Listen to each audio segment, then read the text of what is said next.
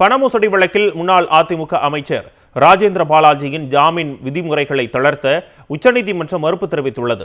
ஆவின் நிறுவனத்தில் வேலை வாங்கி தருவதாக கூறி பண மோசடி செய்த வழக்கில் அதிமுக முன்னாள் அமைச்சர் ராஜேந்திர பாலாஜி ஜாமீனில் உள்ளார். இந்த நிலையில் ஜாமீன் நிபந்தனைகளை தளர்த்த கோரி ராஜேந்திர பாலாஜி தாக்கல் செய்த மனு உச்சநீதிமன்றத்தில் நீதிபதி எம் சுந்தரேஷ் தலைமையிலான அமர்வில் விசாரணைக்கு வந்தது. அப்போது பண மோசடி வழக்கில் குற்றப்பத்திரிகை தாக்கல் செய்யப்பட்டு விட்டதாக ராஜேந்திர பாலாஜி தரப்பு தெரிவித்தது. தமிழ்நாட்டில் விரைவில் சட்டப்பேரவை தேர்தல் வரவுள்ளதால் ராஜேந்திர பாலாஜியின் பாஸ்போர்ட்டை வழங்க வேண்டும் என்றும் மாவட்ட நீதிமன்றத்தில் அனுமதி பெற்று வெளிநாடு செல்ல அனுமதிக்க வேண்டும் என்றும் வாதிடப்பட்டது. இந்த விவகாரத்தில் அரசின் கருத்தை கேட்ட பின்னர் முடிவு செய்ய வேண்டும் என்றும் பதில் மனு தாக்கல் செய்ய அனுமதி வழங்க வேண்டும் என்றும் தமிழ்நாடு அரசு தரப்பில் தெரிவிக்கப்பட்டது. இதையடுத்து எந்த உத்தரவும் பிறப்பிக்க முடியாது என்று தெரிவித்த நீதிபதிகள் அரசு தரப்பு பதில் மனு தாக்கல் செய்த பின்னர் முடிவு செய்யப்படும் என்று கூறி வழக்கை ஒத்திவைத்தனர்.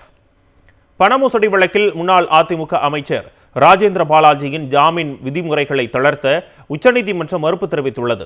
ஆவின் நிறுவனத்தில் வேலை வாங்கி தருவதாக கூறி பண மோசடி செய்த வழக்கில் அதிமுக முன்னாள் அமைச்சர் ராஜேந்திர பாலாஜி ஜாமீனில் உள்ளார். இந்த நிலையில் ஜாமீன் நிபந்தனைகளை தளர்த்த கோரி ராஜேந்திர பாலாஜி தாக்கல் செய்த மனு உச்சநீதிமன்றத்தில் நீதிபதி எம் சுந்தரேஷ் தலைமையிலான அமர்வில் விசாரணைக்கு வந்தது.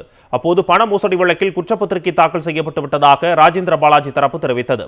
தமிழ்நாட்டில் விரைவில் சட்டப்பேரவை தேர்தல் வரவுள்ளதால் ராஜேந்திர பாலாஜியின் பாஸ்போர்ட்டை வழங்க வேண்டும் என்றும் மாவட்ட நீதிமன்றத்தில் அனுமதி பெற்று வெளிநாடு செல்ல அனுமதிக்க வேண்டும் என்றும் வாதிடப்பட்டது. இந்த விவகாரத்தில் அரசின் கருத்தை கேட்ட பின்னர் முடிவு செய்ய வேண்டும் என்றும் பதில் மனு தாக்கல் செய்ய அனுமதி வழங்க வேண்டும் என்றும் தமிழ்நாடு அரசு தரப்பில் தெரிவிக்கப்பட்டது.